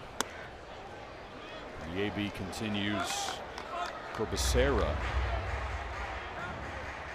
One of 10 transfers on the Longhorn roster. Add them to the 14 freshmen, and you have Baseball America's top-ranked recruiting class. There's a reason why he's part of that. Becerra delivers his second RBI and first base hit as a Longhorn.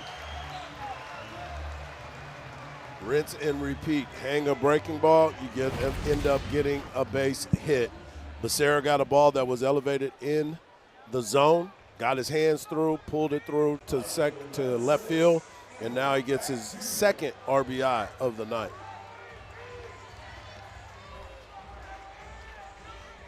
Celebrating from afar with his new teammates. And Anthony Pack looks to add to what's already been a stellar night. A freshman from Lakewood, California. Watches that pitch trail inside. Pack making the most of his opportunity. A lot of folks tuning in. We're expecting to see Jonah Williams in the lineup. He's been dealing with a hamstring issue. And Anthony Pack Jr. got an opportunity tonight. He and Larson in left and right with Aiden Robbins in center field, and he's making the most and saying, Coach, thank you for the opportunity. 1-1.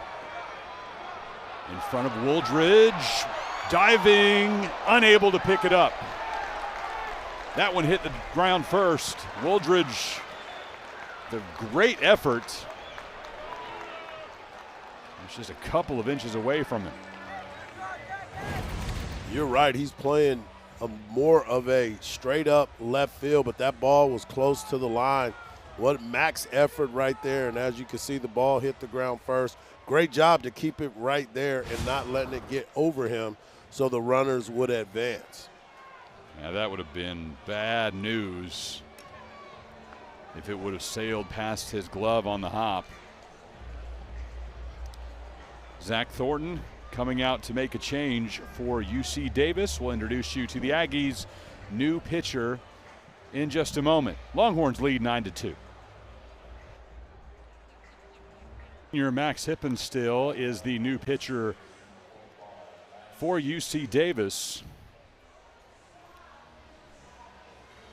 Break down some of his numbers from last year as he went 2-1 with a 7.83 ERA. All short stints in relief throughout the course of the year for the Aggies. He is one of those guys that has probably the highest velocity on the squad, where he'll touch up to 93 miles per hour. He's got a slider and a changeup, and you talked about it. He's got to be able to get that ERA down, as he's going to get these opportunities early in the season to see where he finishes up. And he'll face the top of the Texas order. Tall task with Ethan Mendoza due up next. Nobody out. Longhorns have already plated a couple of runs and have 2 men aboard. You see the line from Anzai, and again, still responsible for Becerra and Pack. 1+ innings of work for Tommy Nicholson's ball club.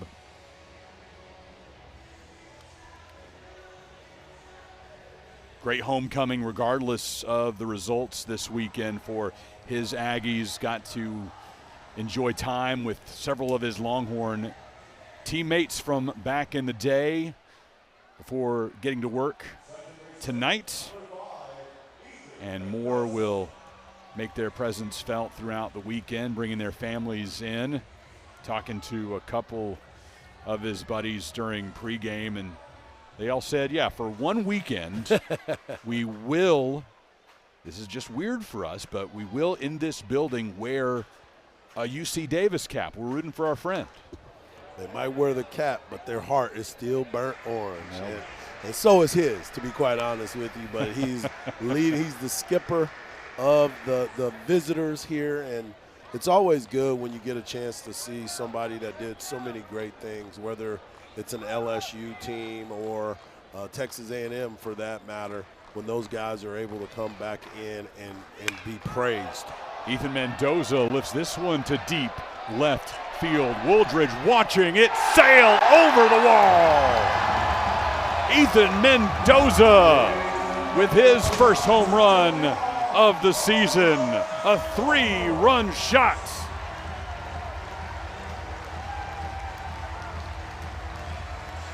He was waiting for it, he got it, and bang, bang, he hit that thing.